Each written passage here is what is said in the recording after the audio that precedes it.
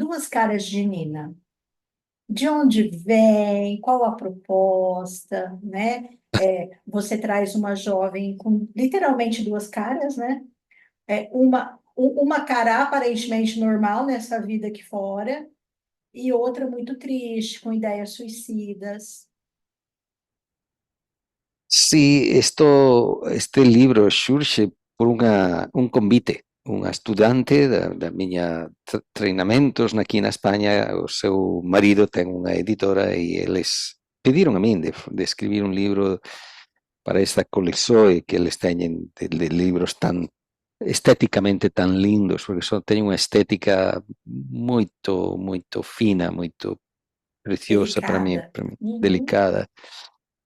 E eu dixen, bueno, vamos ver, porque non é o meu estilo habitual de escribir, así que estuve un tempo pensando, non, como co que podía contribuir, e claro, como eu teño moitos casos de atendementos, pero tamén de supervisores, en algún momento, e últimamente tamén estou moito enfocado no fenómeno da disociação, veo esta historia de Nina, non? Veo esta.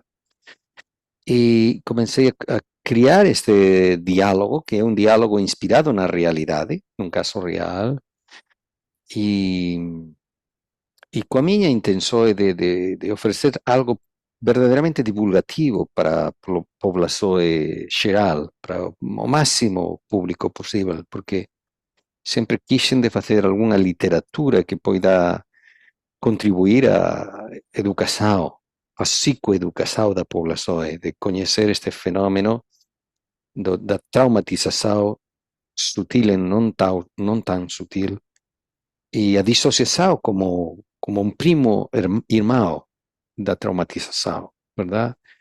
Pero também um pouco para refletir na sociedade como todos vivimos nesta maneira tão alienada de nós mesmos, verdade? Porque o caso de Nina, esta parte aparentemente normal, e todos temos uma parte aparentemente normal, que é mais ou menos funcional e vamos a trabalhar e fazemos nossas tarefas domésticas na casa, pero também todos levamos uma parte de nós oculta, escondida, provavelmente entristecida em alguma medida, em algum grado, verdade?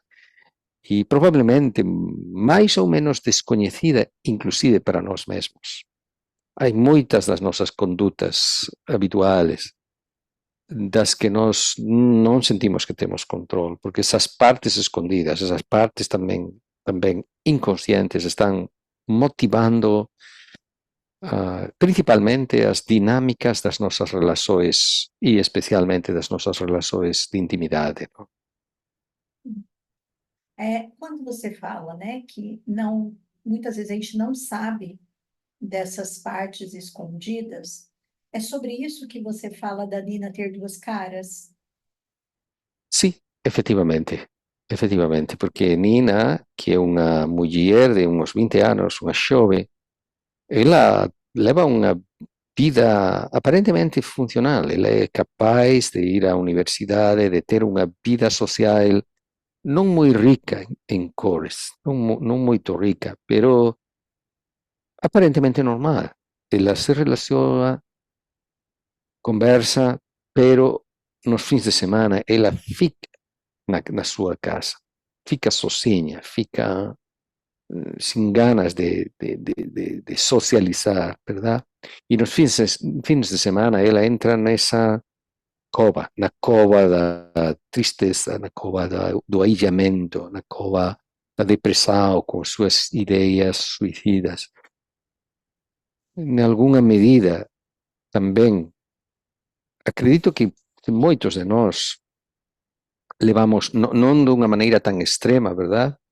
Pero quantos de nós estamos tanto distraídos nunha actividade frenética de facer e distraimento en moitas coisas para evitar contactar con noso silencio, para evitar o contactar con esa vida íntima máis oculta, máis profunda, verdad? Pois Nina também está nesses dois lados, pero no caso de Nina, porque o seu trauma era muito doloroso, no fim de semana, quando diminui a atividade, o tempo estruturado de ir à universidade, então fica em conexão com essa parte dolorosa dela, verdade? Da qual normalmente escapa, pode fugir na atividade. E como digo, penso que todos temos uma Nina escondida e uma Nina na superfície. E uma Nina aparentemente normal que vai para o processo terapêutico porque sofre. Sim, efetivamente.